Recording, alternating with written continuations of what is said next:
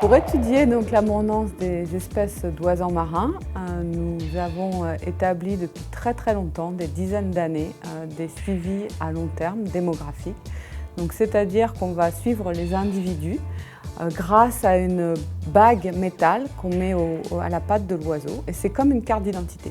C'est-à-dire que c'est un nombre qui identifie chaque individu. Ainsi, chaque année, on va pouvoir revenir sur le terrain, établir où sont situés les nids et à chaque nid où il y aura des individus, relire la bague pour identifier l'individu, et on fait ça plusieurs fois dans la saison de reproduction pour vérifier si l'individu a pondu un œuf, s'il a élevé avec succès son poussin et donc s'il est revenu, s'il a survécu et combien de poussins cette année il a produit. Et cette information nous donne donc des informations sur ce qu'on appelle les taux vitaux, c'est-à-dire la natalité et la mortalité, qui nous permettent de comprendre ensuite les fluctuations des populations. Et pour comprendre les fluctuations des populations, on fait aussi des comptages. Donc des comptages du nombre de reproducteurs adultes, mais aussi des poussins qui sont produits cette année-là.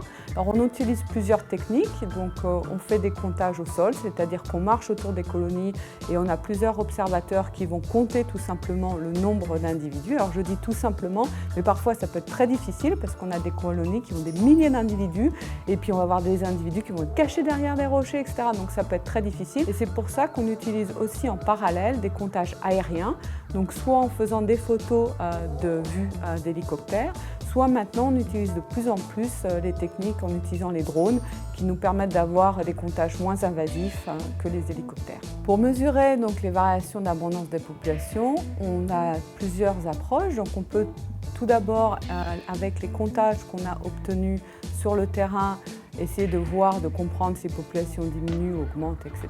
Mais aussi pour comprendre les processus par lesquels en fait ces augmentations ou ces diminutions ont lieu, on intègre dans des modèles mathématiques la natalité, la mortalité, et ça va nous permettre de modéliser ensuite avec des équations mathématiques le nombre par exemple de couples, et déjà de voir si notre modèle prédit bien ce qu'on observe, donc voir si on a un bon fit entre ce qu'on a observé sur le terrain et ce que donne le modèle, et dans ce cas-là, d'essayer de comprendre un peu plus quels sont les processus démographiques qui vont influencer les fluctuations des populations.